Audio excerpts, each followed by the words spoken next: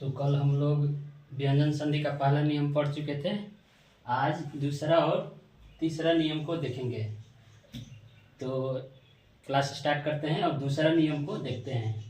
दूसरा नियम यह कहता है, दूसरा नियम का नाम है यरो नुनो सिको वाह। यह नियम का नाम है। अब इस नियम को हम लोग डिटेल से देखेंगे कि इस नियम से कैसे संधि होता है और कैसे अक्षर बदलते हैं और कैसे संधि होता है। तो इस नियम को पहले देखते हैं। तो नियम यह कह रहा है, दूसरा नियम यह कह रहा है कि पद के अंत में किसी भी वर्ग का प्रथम अक्षर है और उसके बाद किसी भी वर्ग का पंचम अक्षर है, तो प्रथम अक्षर के स्थान में उसके ही वर्ग के पंचम या तृतीय अक्षर हो जाता है।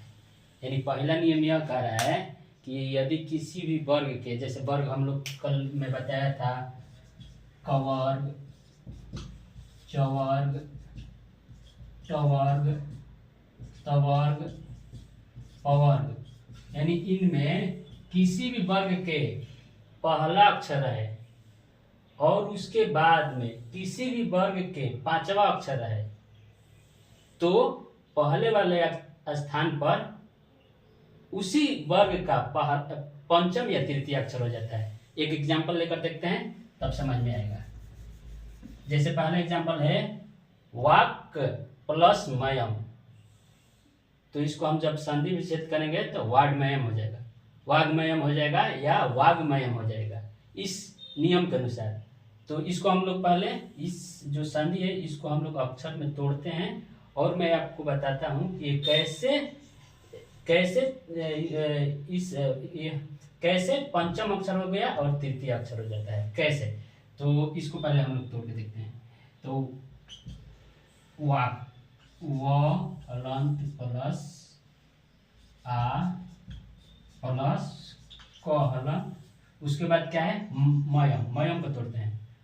तो म हलंत म हलंत, हाँ, अ प्लस य हलंत प्लस अ प्लस म हलंत, ये हो गया इसका।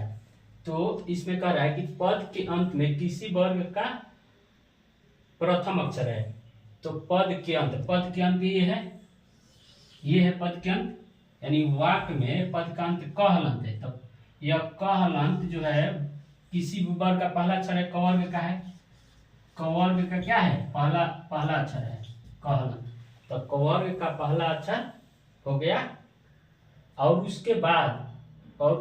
उसके बाद किसी भी वर्ग का पंचम अक्षर रहे, यानी इसके बाद किसी भी वर्ग का पंचम अक्षर। तो ये जो म हलंत है ये पवर्ग का पंचम अक्षर है, जो म हलंत है ये पवर्ग का पंचम अक्षर है।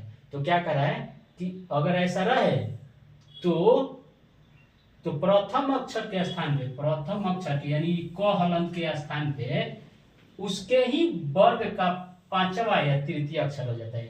यानी जो क हलंत है ना, यहाँ अंग हलंत हो जाएगा, यानी पांचवा, या ग हलंत हो जाएगा।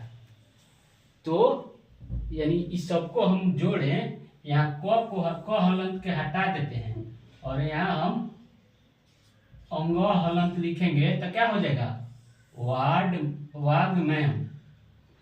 और हम या पांचवा हो सकता है या तृतीय भी हो सकता है। अगर आप अंग हलंत नहीं लिखेंगे, ग हलंत लिखेंगे तो वाग्मयम हो जाएगा। यानी दोनों सही है, दोनों लिख सकते हैं, पांचवा अक्षर भी लिख सकते हैं और तीसरा अक्षर भी लिख सकते हैं। ये पहला अक्षर के, यानी इसके स्थान क्या हो जाएगा, यानी क हलंत के स्थान पे ये जो क हलंत, सॉरी, यहाँ जो क हलंत था, यहाँ क हलंत था, उसके स्थान पे क्या हो जाएगा अंग हलंत हो जाएगा, मतलब ग हलंत हो जाएगा। दूसरा एग्जांपल देखते हैं। दूसरा एग्जांपल में जैसे क्या है षष्ठ प्लस मुख, तो षष्ठ इसको हम लोग तोड़ेंगे, षष्ठ को, तो क्या हो जाएगा स हलंत प्लस प्लस स हलंत प्लस ट हलंत, और उसके बाद क्या है, और उसके बाद है मुख। तो म हलंत प्लस उ प्लस ख हलंत प्लस ख हलंत प्लस अ।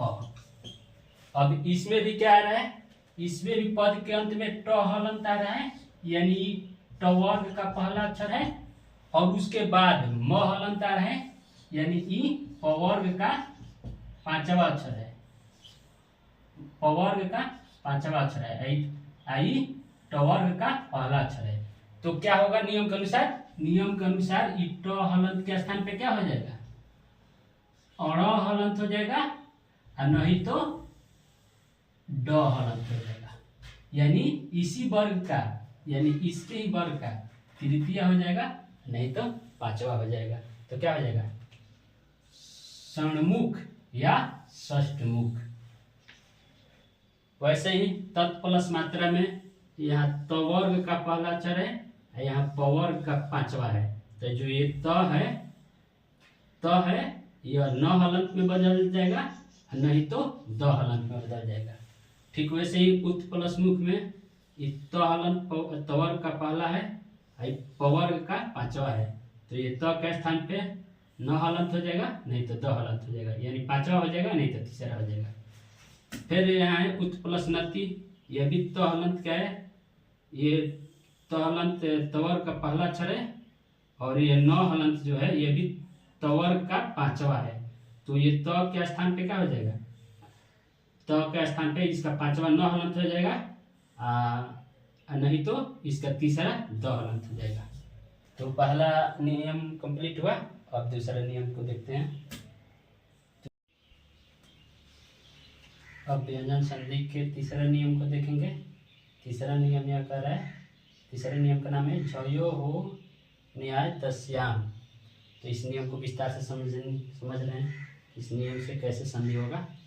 तो इस नियम का यह नियम बोल रहा है कि पद के अंत में किसी वर्ग का प्रथम अक्षर है, और उसके बाद में ह हलंत, यानी ह हलंत आवे, तो प्रथम अक्षर के स्थान में उसके ही वर्ग का तृतीय अक्षर हो जाता है, एवं ह के स्थान में प्रथम अक्षर के वर्ग के चतुर्थ अक्षर हो जाता है। यानी ये पहले इसमें क्या था, सिर्फ इसके स्थान पे तृतीय या पांचवा हो जाता था, लेकिन यहाँ इस नियम में ये पहला अक्षर के स्थान पे तीसरा हो जाएगा, एवं ह के स्थान पे इसका चौथा हो जाएगा। तो एक पहला एग्जाम्पल को समझ लें। पहला एग्जाम्पल को पहले हम अक्षर में तोड़ते हैं, तो व हलंत प्लस आ प्लस क हलंत, और उसके बाद इसको तोड़ेंगे ह हलंत ह हलंत प्लस अ प्लस र प्लस ई। तो पद के अंत में पहला अक्षर आ रहा है, यानी कवर्ग का ही पहला अक्षर है, कवर्ग का पहला अक्षर है, कहलंत कवर्ग का पहला अक्षर है, और उसके बाद में ह हलंत भी आ रहा है, यानी ह हलंत भी आ रहा है। तो क्या कह रहा है कि जो क के स्थान में है, क के स्थान में यानी पहला वाला अक्षर के स्थान पर इसी का तृतीय हो जाएगा। तो कवर्ग का तृतीय में क्या होगा, हम लोग कवर्ग में क्या पढ़े थे, कवर्ग में क्या आता है, क हलंत ख हलंत ग हलंत ख हलंत अंग हलंत। तो इसका तृतीय क्या हो जाएगा, इसका ग हलंत। तो ग हलंत हो गया, और ह के स्थान पर इसी का चौथा, यानी कवर्ग का ही चौथा, तो कवर्ग का चौथा क्या है, घ हलंत। तो इस यहाँ घ हलंत हो जाएगा, घ हलंत हो जाएगा। अब सबको हम जोड़ते हैं, तो व हलंत प्लस आ प्लस अब यहाँ क नहीं होगा, क के जगह ग हलंत हो जाएगा, और यहाँ ह नहीं होगा, ह के जगह घ हलंत हो जाएगा। और उसके बाद जैसे वैसे कर देते हैं, अ प्लस र प्लस ई। अब सबको हम जोड़ेंगे, संयुक्त करेंगे, ये सभी अक्षर को संयुक्त करेंगे तो क्या हो जाएगा, वाग घरी हो जाएगा। ठीक वैसे ही दूसरा एग्जाम्पल देखते हैं। दूसरा एग्जाम्पल को हम तोड़ते हैं, तो क्या है, उत प्लस हार, तो इसको हम तोड़ते हैं उ प्लस त हलंत प्लस उसके बाद ह हलंत प्लस आ प्लस र हलंत प्लस अ। तो हम जब तो ये कह रहा है कि किसी पद के अंत में किसी वर्ग के प्रथम अक्षर है, तो पद के अंत ये है, तो ये तवर्ग का पहला अक्षर है। तवर्ग में क्या आता है, तवर्ग में आता है त हलंत, थ हलंत, द हलंत, ध हलंत, न हलंत। तो कह रहा है कि किसी पद के अंत में किसी वर्ग का पहला अक्षर है, तो त हो गया पहला अक्षर और उसके बाद ह हलंत आ रहा है, तो ह हलंत भी आ रहा है। तो अगर ऐसा कंडीशन होगा कि ये त हलंत के स्थान पर इसका तृतीय हो जाएगा एवं ह स्थान पर इसका चौथा हो जाएगा, त हलंत का ही चौथा हो जाएगा। तो हम लिख देते हैं, तो उ प्लस त हलंत के जगह इसका तृतीय, तो तृतीय का है द हलंत है, तो यहाँ द हलंत लिखिए। और यहाँ ह हलंत के स्थान पर इसी का चौथा हो जाएगा, त हलंत के चौथा हो जाएगा। तो त हलंत का चौथा क्या है, ध हलंत, तो यहाँ लिख दिए ध हलंत। उसके बाद जैसे है इसको उतार दिए, आ प्लस र हलंत प्लस अ। जब हम इस सबको जोड़ेंगे तो क्या हो जाएगा, हो जाएगा उद्धार, उद्धार। तो ये हो गया। अब वैसे ही उत प्लस ऋतम में ये जो त हलंत है, यह तवर्ग का पहला है और उसके बाद ह हलंत आ रहा है, तो ये त के स्थान पे क्या हो गया, इसका तृतीय द हलंत हो गया और ह के जगह घ हलंत हो गया। तो इस सबको हम जोड़ दिए तो उत्घृतम हो गया। वैसे यहाँ वहाँ यहाँ है, तीनों नियम हो गया, दोनों नियम हो गया। इस पर और सारा बुक में एग्जाम्पल है, आप लोग देख लीजिएगा। तो इसमें क्या था, इसमें सिर्फ एक क हलंत के स्थान पर इसका तृतीय या पांचवा हो जाता था, तो इसका तृतीय ग हलंत या पांचवा हो जाता था।